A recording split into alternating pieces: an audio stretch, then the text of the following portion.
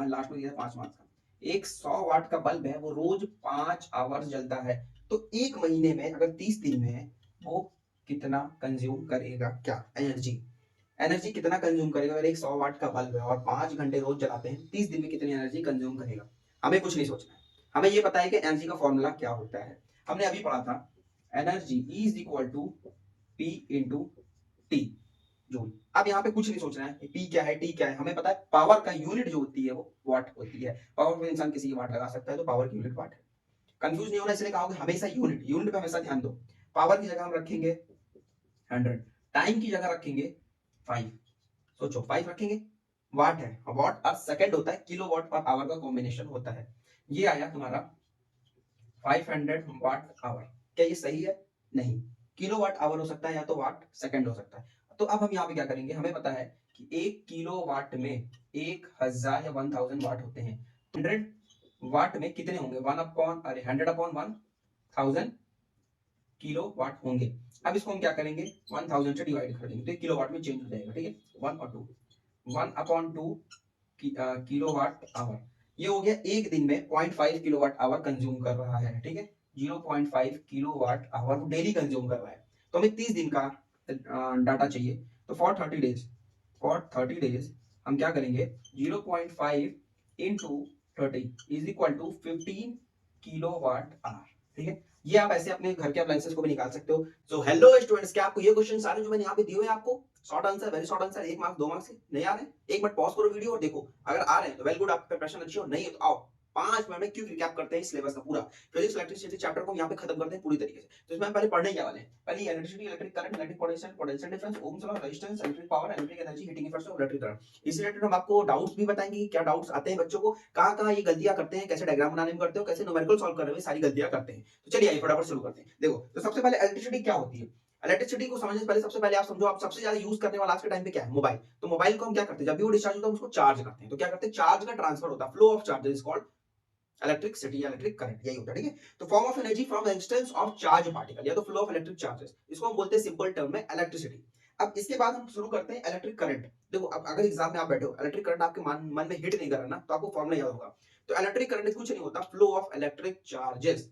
Electric current is known as the flow of electric charges. अब इसका जो formula होता है, तो आई से हम डिनोट करते हैं करंट को। ठीक, ये करंट होता है और I is equal to Q upon T. Q क्या होता है, चार्ज, चार्ज और टी होता है टाइम। तो इससे आप एक और फॉर्मूला बना सकते हो, इलेक्ट्रिक करंट डिफाइन करता है quantity of charge moved per unit time. इसकी जो यूनिट होती है, इसकी यूनिट होती है एम्पियर, एम्पियर। और इसको हम लिखते हैं कभी भी न्यूमेरिकल में ए से डिफाइन करते हैं। ठीक है, तो ये हो गया आपका इलेक्ट्रिक करंट। ठीक है, अब इलेक्ट्रिक करंट की जस्ट बात हम शुरू करते हैं, electric potential and potential difference.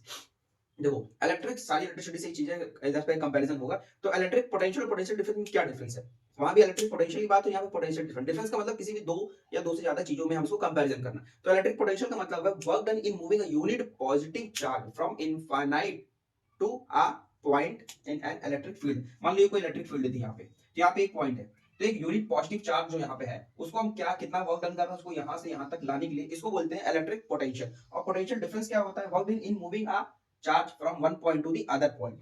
इस पॉइंट से इस पॉइंट, मान लो ये ए था, ये बी है, यहाँ से यहाँ तक हम जो भी वर्क डन कर रहे हैं एक चार्ज को लाने में, यहाँ पे पॉजिटिव चार्ज की बात हो रही है।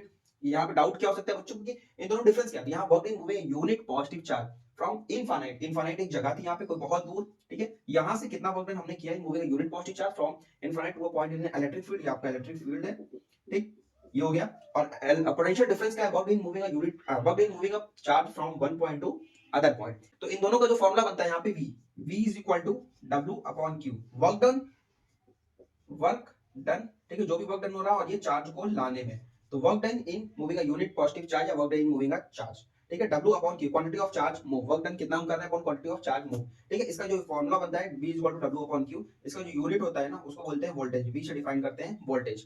तो ये हो गया आपका बेसिक डिफरेंस खत्म। इलेक्ट्रिक पोटेंशियल, पोटेंशियल डिफरेंस बस यही कि पॉजिटिव चार्ज को इनफाइनाइट से इलेक्ट्रिक फील्ड के बीच में पॉइंट पे ले आते हैं, और एक पॉइंट से दूसरे पॉइंट में जब हम इसको ले जाते हैं किसी भी चार्ज को, उसको बोलते हैं पोटेंशियल डिफरेंस। अब इसको जो पोटेंशियल डिफरेंस को मेजर करते हैं, तो मेजर करने के लिए डिवाइस होता है जिसको हम बोलते हैं वोल्ट मीटर, और ये हमेशा पैरेलल कनेक्टेड होता है। मान लो जैसे कोई एक सर्किट है, जैसे ले लो यहाँ पर, ये हमने सेल बनाया, ये प्लस और माइनस। ठीक है, तो यहाँ पे ऐसे कोई रेजिस्टेंस हमने दे दिया और ये सर्किट कंप्लीट हो गई। अब यहाँ पे जब भी हमें डिफाइन मेजर करना हो ना, तो ये पैरेलल कनेक्ट करेंगे, ये पैरेलल कनेक्टेड हो गया यहाँ पे। अब एक चीज और ध्यान रखना आप हमेशा कि कभी भी इसमें करने के लिए आपको ये याद रखना कि फ्लो कैसा होता है। कन्वेंशनल करंट जो होता है वो पॉजिटिव से नेगेटिव करता है और इलेक्ट्रॉन जो मूव करता है वो कन्वेंशनल करंट के अपोजिट मूव करता है, मतलब वो नेगेटिव से पॉजिटिव की तरफ। ये सर्किट है, कन्वेंशनल करंट आपका ऐसे मूव कर रहा है, ठीक है, पॉजिटिव से नेगेटिव की तरफ। जब इलेक्ट्रॉन मूव करेगा ना तो इसी की जस्ट अपोजिट इलेक्ट्रॉन मूव करता है।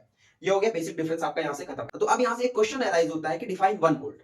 हमने वोल्टेज पढ़ लिया, हमने इलेक्ट्रिक पोटेंशियल पढ़ लिया, पोटेंशियल डिफरेंस पढ़ लिया, बट 1 वोल्ट कैसे हम डिफाइन करें? तो उसके लिए सिंपल सा आपको एक लिखना है, when 1 joule of work is done in moving a charge from one point to other point is known as 1 volt, या is defined as 1 volt। ये खत्म कर दिए, ये खत्म कर दिए, ये खत्म कर दिया, ओम्स लॉ शुरू करते हैं। तो ओम्स लॉ क्या होता है, बहुत ध्यान से सुनना। ओम्स लॉ के लिए एक बेसिक सा डेफिनेशन, एट कांस्टेंट टेंपरेचर लगाना भूलना मत। At constant temperature current flowing in a conductor is directly proportional to potential difference across its and.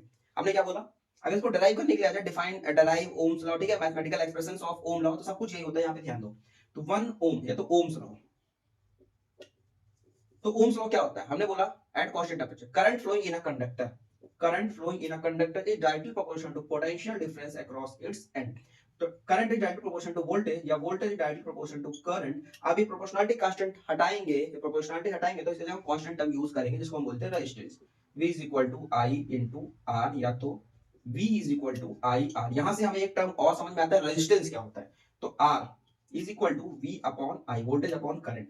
Resistance का फॉर्मूला हमें निकल गया है वोल्टेज अपॉन करंट। अब रेजिस्टेंस की यूनिट जो होती है ना, इसको हम बोलते हैं यहाँ पे रेजिस्टेंस, ठीक। अब ये रेजिस्टेंस हमें समझ में आ गया कि वोल्टेज अपॉन करंट को ये बोलते हैं रेजिस्टेंस। और ओम्स लॉ इसको याद कर लो, I directly proportional to V at constant temperature current flowing in a conductor directly proportional to potential difference across its end. यहाँ V is equal to IR हो गया, R is equal to V upon I हो गया। Resistance का जो unit होती है ना उसको हम बोलते हैं ओम, ऐसे ओम से डिफाइन करते हैं, ओम, OHM, ओम, ठीक है। तो ये ओम हो गया। अब ओम करने के बाद यहाँ से रेजिस्टेंस के बाद हमें एक फैक्टर्स क्या क्या इफेक्ट करते हैं रेजिस्टेंस ऑफ अ कंडक्टर। अब यहाँ पे ध्यान से देना, फैक्टर समझने के लिए बहुत एक इंपॉर्टेंट चीज है यहाँ पे कि एक मान लो कंडक्टर है, क्या क्या फैक्टर डिफाइन कर रहे हैं रेजिस्टेंस के लिए। तो मान लो ये कंडक्टर था, ठीक है, वायर है, इतना बड़ा वायर, ठीक है, ये वायर है। तो इसको फैक्टर जो भी डिफाइन करेंगे वो पहला क्या है, लेंथ है। अगर मान लो इस लेंथ को हमने बढ़ा दिया, सेम मटेरियल सेम है, ठीक है, इसकी जो क्वांटिटी है सेम है, अगर हमने इसके लेंथ को बढ़ाया तो ये पतला हो जाएगा, हो गया पतला। अब मान लो एक इलेक्ट्रॉन था, ये मूव कर रहा था, जो कि इसकी साइज इतनी थी, तो एक बार में ये मूव कर रहा था एक इलेक्ट्रॉन, ठीक है। बट अगर हमने यहाँ पे 2 इलेक्ट्रॉन मूव कर पा रहे थे, बट अगर यहाँ पे हमने इसकी लेंथ को बढ़ा दिया तो इसका एरिया ऑफ क्रॉस सेक्शन घटेगा। जब एरिया ऑफ क्रॉस सेक्शन घट गया तो 2 इलेक्ट्रॉन एक साथ मूव नहीं कर पाएंगे। तो अपोज, जब कोई भी चीज अपोज करती है ना तो उसको रेजिस्टेंस बोलते हैं। Oppose offer by a conductor to a flow of current, current का फ्लो कर रहा है बट अपोज कौन कर रहा है, कंडक्टर। कंडक्टर बोल रहा है कि नहीं भाई तेरी जगह नहीं है, मत जाओ मत जाओ मत जाओ, तो फिर भी ये जा। तो बट यहाँ क्या होगा, अपोज होगा कि नहीं एक बार में एक जाएगा, तो यहाँ पे रेजिस्टेंस बढ़ेगा। जब हमने लेंथ बढ़ा दिया, ठीक है, जब हमने तो ये लेंथ बढ़ाया तो रेजिस्टेंस बढ़ने लगा। अगर हमने लेंथ बढ़ा दिया तो देखो रेजिस्टेंस, दो लोग एक साथ, 2 इलेक्ट्रॉन एक साथ नहीं जा पा रहे तो रेजिस्टेंस बढ़ गया। दूसरा क्या है, अगर इसी चीज को हम ले आते हैं यहाँ पे और छोटा कर देते हैं, देखो ये, तो ये चौड़ा हो गया ना, हमने छोटा कर दिया इसकी लेंथ को तो ये और बड़ा हो गया। तो यहाँ पे अब इलेक्ट्रॉन ज्यादा जा पा रहे हैं, देखो 3 इलेक्ट्रॉन एक बार में चले जा रहे हैं, यहाँ एक जा रहे हैं, यहाँ पे 2 जा रहे थे। तो रेजिस्टेंस इनवर्सली प्रोपोर्शनल होता है एरिया ऑफ क्रॉस सेक्शन का। हमने एरिया ऑफ क्रॉस सेक्शन को बढ़ा दिया तो रेजिस्टेंस घट जाएगा, देखो अपोज कम हो रहा है ना तो जा पा रहे हैं। तीसरा होता है यहाँ पे कि मटेरियल, कि किस टाइप का मटेरियल है। अगर मान लो ये तुम्हारा नाइक्रोम वायर है, टंगस्टन है, जो हीटर या बल्ब में यूज होता है, तो वहां पे रेजिस्टेंस बहुत ज्यादा हो जाता है, ठीक है। बट वही अगर तुम्हारा यहाँ पे मान लो कि एल्युमिनियम है, कॉपर है, तो रेजिस्टेंस कम होता है। इसलिए घरों में कॉपर वायरिंग होती है, कॉपर की वायरिंग होती है, मोटर्स में कॉपर की बाइंडिंग भी होती है, बाइंडिंग जो करते हैं हम लोग मोटर वगैरह में, ठीक है। और चौथा होता है टेम्परेचर।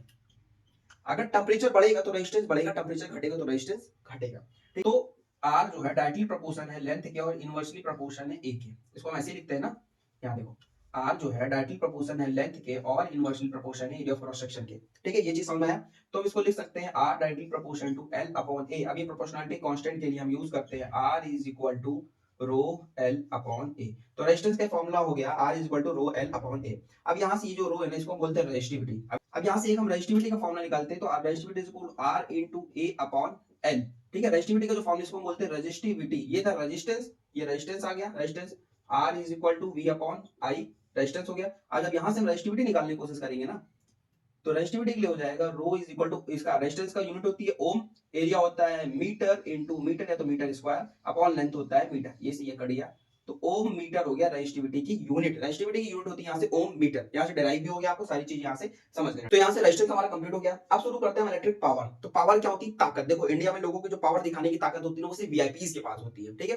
तो वीआईपी तुम जितने वीआईपी, तुम आईएएस आईपीएस हो, पीसीएस हो, अधिकारी हो, ग्रुप ए ग्रुप बी के अधिकारी हो, या तो नेता हो, या तो पॉलिटिशियंस हो, बहुत बड़े बड़े, तो बहुत बड़े उद्योगपति बिजनेसमैन हो, तो तुम्हारे पास पावर बहुत है। और पावर हमेशा वीआईपी कल्चर फॉलो कराता है, ठीक है। एक बेसिक से इसका डेफिनेशन होता है rate at which electric energy is consumed. अब जब हम पावर को डिफाइन करते हैं तो rate at which electric energy is consumed. अब पावर का जो फॉर्मूला होता है तो ये होता है वीआईपी कल्चर, हमने बोला ना, इसको फॉलो करते हैं। वीआईपी से हमेशा पावर को याद रखना कि ताकत उन्हीं के पास होती है जो वीआईपी होते हैं, ठीक है।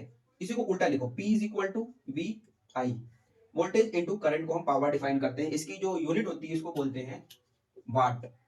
वाट क्यों वाट? अब इसको देखो, पावर वीआईपी कल्चर, वीआईपी, ठीक है, वीआईपी कल्चर है यहाँ पर, और ये वीआईपी कल्चर किसी की वाट लगा सकता है, तो ये हो गया वाट इसकी पावर, ठीक है। ये हो गया इलेक्ट्रिक पावर। देखो तो 1 watt is equal to when 1 volt of current flow under 1 ampere of current, ठीक है। या तो 1 ampere of current flow under 1 volt of potential difference या वोल्टेज। अब यहां से शुरू करने जा रहे हैं इलेक्ट्रिक एनर्जी। इलेक्ट्रिक एनर्जी को समझो। देखो तो total energy consumed in an electric circuit. जब total energy consumed in an electric circuit, पूरी एनर्जी कितनी कंज्यूम कर रहा है इलेक्ट्रिक सर्किट, उसी को बोलते हैं इलेक्ट्रिक एनर्जी, ठीक है। ई का जो फॉर्मूला होता है P into T, power into time. Power और टाइम के मल्टीप्लीकेशन को हम बोलते हैं एनर्जी। अब यहाँ पे देखो इसका फॉर्मूला बन गया, तो पावर कंज्यूम्ड और टाइम के साथ मल्टीप्लाई करोगे तो एनर्जी का फॉर्मूला आएगा। पावर की यूनिट हमने बोली थी वाट, और टाइम की यूनिट होती है सेकंड, वाट सेकंड। और बिगेस्ट यूनिट इसकी हो सकती है किलोवाट आवर। हाँ, मैंने पावर पे एक चीज नहीं बताया था कि 1 किलोवाट कितना होता है। 1 किलोवाट इज इक्वल टू 1000 वाट होता है। अब यहाँ देखना डाउट्स क्या होते हैं कि हम न्यूमेरिकल में कभी तुम्हें किलोवाट नहीं दिया, वाट दिया और टाइम दिया और सेकंड में आवर में, तो उसको तुम्हें चेंज करना पड़ेगा। वो मैं तुम्हें बता देता हूँ कैसे होता है, ठीक है। तो एनर्जी ये हो गया पावर इनटू टाइम। पावर की यूनिट होती है वाट या किलोवाट, टाइम की यूनिट हो गई सेकंड, ये किलोवाट आवर होगा, सॉरी। ये देखो इसकी जो एसआई यूनिट होती है ना, इसको हम बोलते हैं जूल, और कमर्शियल यूनिट होती है किलोवाट आवर। ये इसकी कमर्शियल यूनिट है और ये इसकी एसआई यूनिट है जूल, ठीक। Power into time, watt second को हम बोलते हैं जूल। अब 1 किलोवाट आवर, हमने बोला 1 kilowatt hour is equal to, kilowatt को हम चेंज करेंगे वाट में 1000, और आवर को चेंज करेंगे हम सेकंड में, तो 3600, ठीक है। 3600 इंटू 1000, ये हो जाएगा हमारा 3.6 into 10 to the raise power 6। तो हीटिंग इफेक्ट ऑफ करंट या heating effect of electric current क्या होता है? तो जब भी इलेक्ट्रिक करंट फ्लो करता है कंडक्टर में से, तो वहां से हीट प्रोड्यूस होती है, क्यों? रेजिस्टेंस की वजह से। तो रेजिस्टेंस की वजह से जब भी करंट फ्लो होता है कंडक्टर में, तो हीट प्रोड्यूस होती है, उसी को बोलते हैं हम heating effect of electric current, ठीक है। अब यहाँ पे एक चीज ध्यान रखना, तो हमने पढ़ा था E is equal to P into T, ठीक। Electric energy is equal to power into time, इसकी यूनिट हो गई हमारी जूल, ठीक है। इसकी यूनिट हो गई थी हमारी जूल इलेक्ट्रिक एनर्जी की। पावर की यूनिट होती है वाट, और टाइम की यूनिट होती है, स्मॉलेस्ट यूनिट होती है सेकंड, या आवर में भी हो सकती है, या तो इसकी हो सकती है किलो वाट। अब E is equal to P into T हमने पढ़ लिया। तो अब हीटिंग इफेक्ट्स के जो फॉर्मूला बनते हैं, यहाँ पे ध्यान देखना। हीटिंग इफेक्ट को हम डिराइव करते हैं, मतलब डिफाइन करते हैं H से। H इज इक्वल टू, यहाँ देखो, H is equal to VIT, voltage into current into time, ठीक। अब यहां से एक फॉर्मूला डिफाइन होके आता है, V की जगह हम रख सकते हैं V is equal to I R. तो ये I into R into I into T, ये बन गया आई स्क्वायर आर टी। ये हो गया तुम्हारा हीट का फॉर्मूला है, हीटिंग इफेक्ट का फॉर्मूला, ठीक है। अब हीटिंग इफेक्ट के अप्लायंसेस कहाँ कहाँ यूज होते हैं वो समझो। तो हो गया तुम्हारा, मान लो गीजर, आयरन, रूम हीटर या कोई भी हीटर, ठीक है, इन सब जगहों पे यूज होते हैं। ये हो गया। अब यहाँ पे एक चीज और ध्यान देना, जब हमने पावर तुम्हें पढ़ाया, तो पावर में हमने बताया कि P वीआईपी कल्चर फॉलो करता है, वीआईपी। तो P is equal to I into V, I V, ये वीआईपी हो गया, वीआईपी कल्चर, ठीक है। इसकी यूनिट होती है वाट, ठीक है। पावर की यूनिट होती है वाट, क्योंकि पावरफुल इंसान या तो वीआईपी कल्चर लोग किसी की भी वाट लगा सकते हैं। अब यहाँ पे ध्यान देना, तो पावर से तुम्हारे एक फॉर्मूला आया P is equal to V I, दूसरा फॉर्मूला होता है P is equal to V is equal to I R, तो आई स्क्वायर आर, और तीसरा फॉर्मूला होता है P is equal to V square upon R. अगर तुम ये फॉर्मूला भूल जाते हो कैसे हो रहा है, तो मैं तुम्हें डिराइव करके यहाँ अच्छे समझा भी देता हूँ कैसे हो रहा है, ध्यान से देखना, ठीक।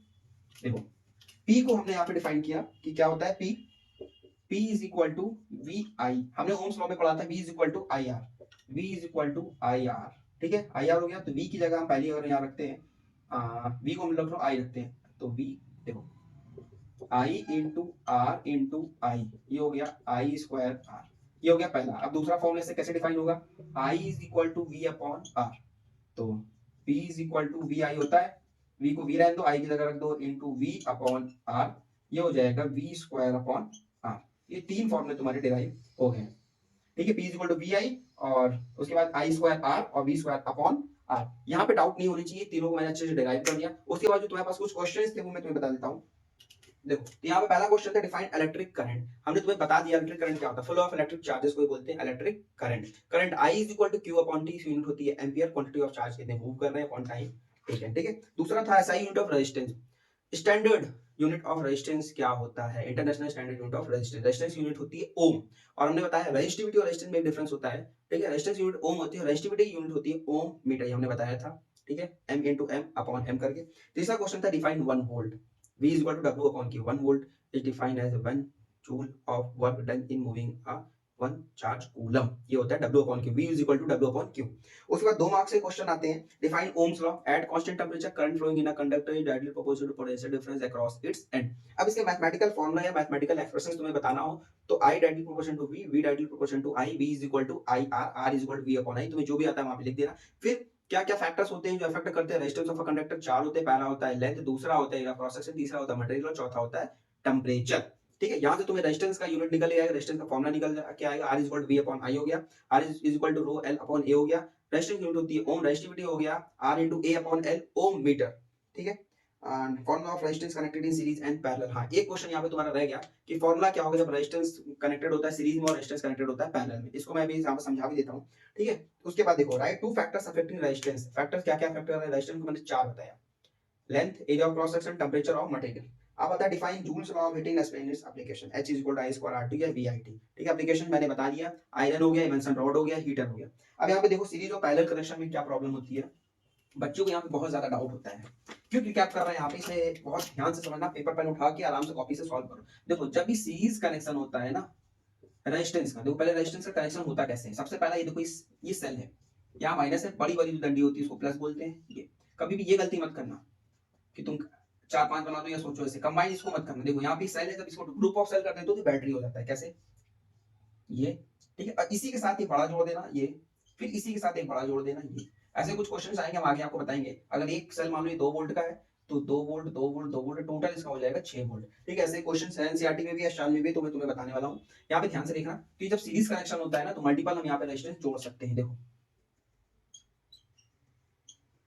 ये 3, ये R1, ये R2, ये R3, रेजिस्टेंस 1, रेजिस्टेंस 2, रेजिस्टेंस 3। पे दो करंट सेम होता है, तीनों रेजिस्टेंस है, बट वोल्टेज डिवाइड हो जाता है। यहाँ सेम होगा, सीरीज में जब कनेक्टेड होंगे तो रेजिस्टेंस में जो भी करंट आएगा वो सेम होगा, बट यहाँ पे वोल्टेज डिवाइड होगा। इसका फॉर्मूला बनता है R required is equal to, ठीक है, R1 plus R2 plus R3। और जब पैरेलल कनेक्शन होता है ना, इसी में सेम, जब पैरेलल कनेक्शन होता है तो पैरेलल कनेक्शन हमें कुछ नहीं करना। मान लो ये हमने एक सर्किट बनाई, ठीक है, यहाँ पे प्लस किया, यहाँ पे माइनस किया, करंट का फ्लो कर दिया, कन्वेंशन इलेक्ट्रॉन से अपोजिट जाता है। ठीक है, ये मान लो एक हमने ऐसे रेजिस्टेंस बनाया है, ये छोड़ दिया, ये सीरीज है, इसी में कनेक्शन हमें क्या करना है, एक ये पैरेलल हो गया। अब तुम्हें 2-3 और बनाने हैं, लो ये पैरेलल हो गया। तो ये हो गया R1, ये हो गया R2, ये हो गया R3। अब इसका जो फॉर्मूला बनता है 1 upon R is equal to 1 upon R1 plus 1 upon R2 plus 1 upon R3 plus data जितने भी रेजिस्टेंस हों।